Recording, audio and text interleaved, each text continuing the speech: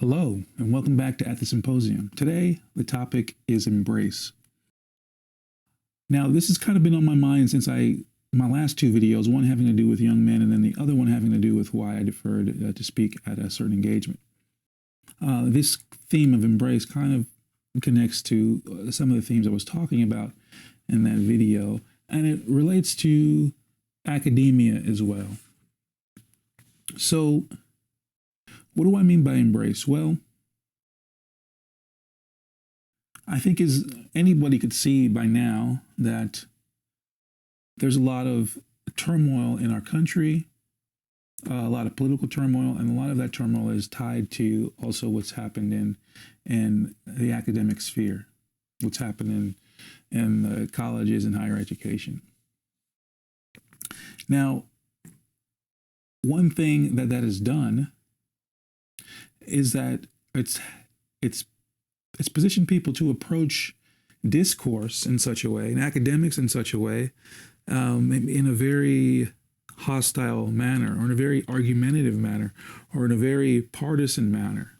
Okay, and this is part of why I wanted to make a channel such like this, that we talk about academic things and really talk about the essence of academia, because part of knowing what academia is also knowing what it is not. And this is part of, in this sense, this is what academia is not. At least it's not only this, right? All of academia isn't only arguing. It isn't only debating. Some of academia, I would say, academia at its best. And when I say academia, we have to understand too,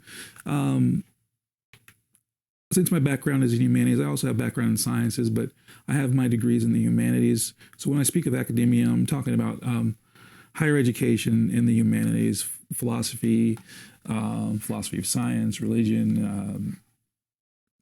Those are my areas of my background, but whatever else would fit in the humanities, just the liberal arts in general. Okay. A big part of the liberal arts, a big part of not only the liberal arts, but I would say a big part of enjoyment in life, and I think a healthy mind in general, is to embrace and appreciate the things that you love. Okay. Now, if you're like me and you got into anything, I don't know, you did it because you probably had an interest in it or a passion for it, or you have a love for it.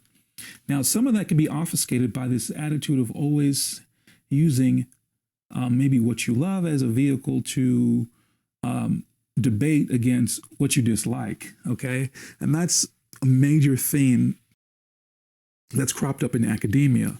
And some would say, and I would agree, that that's part of academia's largest corruption at this point. It's not necessarily about the ideas. It's not necessarily that I disagree with this idea or that idea, or it's left or right. It's really the practice. The practice of academics has been corrupted because it's far too partisan. It's far too rooted in this effort to just debate or dismantle another person's perspective or another field's view. Now, if something's wrong, it's just wrong, okay? But there's a difference between something being wrong and something just not being for you or not being your perspective. And because things have gotten so political, things are starting to, well, that's not your perspective, and therefore we think it's wrong. Or this is our perspective and we don't like your perspective, so therefore we think it's wrong. But that's not academics. Those are just opinions. Those are just political opinions, personal opinions, or ideas about what we think might be the best for our developing society and what have you. But it doesn't have to do with what I think academics and life mostly has to do with, which is embracing what you appreciate. Okay, part of the reason why I don't do long, drawn-out academic videos debating certain political ideas and stuff like that is because I try to spend most of my time in life giving to what I appreciate and what I love, and not just what I'm against, right? You could spend a lot of time putting energy into what you're against. And today we're given the idea that that's the thing to do. I mean, if you look you can just look in YouTube, you can read articles, whatever it is. Most of the literature and content that's published in our world today is discursive. Okay, and this took me this is one of the kind of wake up calls I had in my own academic work.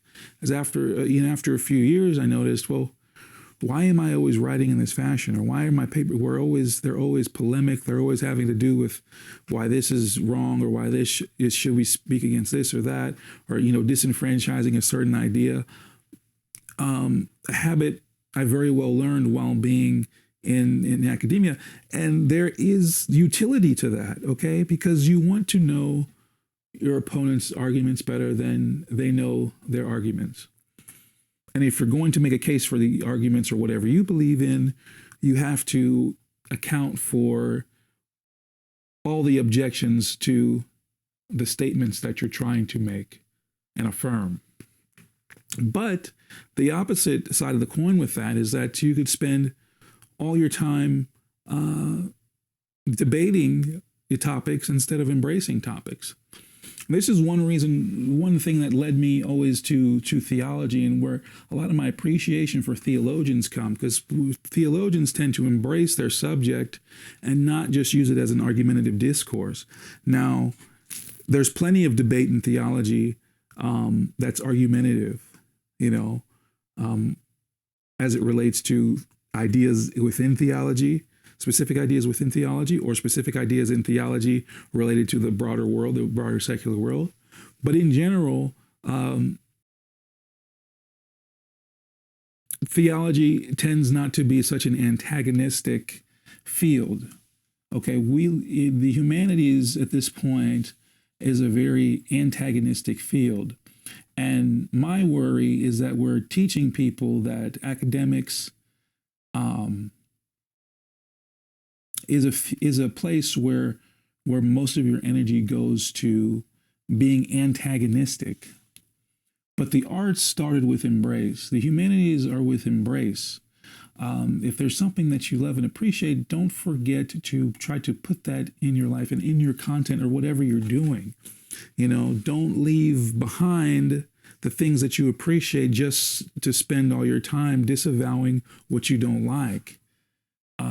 There's a lot of that today, and I think we're losing ground on just seeing and communicating with people through what they actually love, what they actually enjoy, and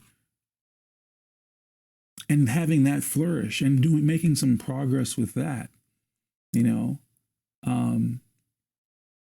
This is one of the reasons why I haven't gone too much into the logical fallacies at this point yet again. I will get back to that. There's one point I want to make about the logical fallacies, and I'll cover this in greater detail. But it's that logical fallacies aren't the cure to everything. We can look for logical fallacies in anything, and we're always probably going to find one. Because to find a logical to really designate what a logical fallacy is, we first have to figure out what is a sound argument. Okay, what actually makes a sound argument? If you live for any amount of time, you know that yes, some arguments are more sound than others, but not every argument is completely sound, right? It has to just be sound enough to qualify, to satisfy certain criteria, and that's pretty much as good as you get, right? There are some ultimate truths in life, like the existence of life and the eventuality of death. But there's not that many universal claims that we can make. So things tend to resort to some kind of subjectivity or some kind of nuance, right? An argument for such a thing can only be as good enough to satisfy maybe my opinion or another person's opinion, or to satisfy a certain ideology, or just sound enough to say, okay, well, I respect that. Have you ever had someone, you ask a question and they explained, okay, why they want to do a certain thing, and they give you 3 reasons, and after those 3 reasons, you say, okay, it makes sense, but it makes sense for them, and you can see that their reasoning makes sense for them, for who they are and what they're trying to accomplish. It doesn't mean that what they said is the ultimate justification for what they're trying to do, right? So we'll talk about that later because it's important. Because it again has to do it goes into this idea of trying to solve everything by debate and trying to solve everything by logic. But of course, such things are impossible because, I mean, if it were that easy, then we would do that. If there was an equation to figure everything out and we just figured it out and said it was like that, then we would do that. But that's just not as simple as it is. Logic, formal or informal, can only take us so far.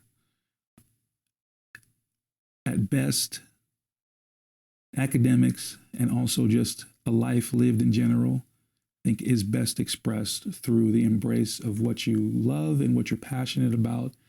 And don't lose sight of that while you're cultivating what it is that you feel like you need to cultivate. Again, this is At the Symposium. Thanks for watching.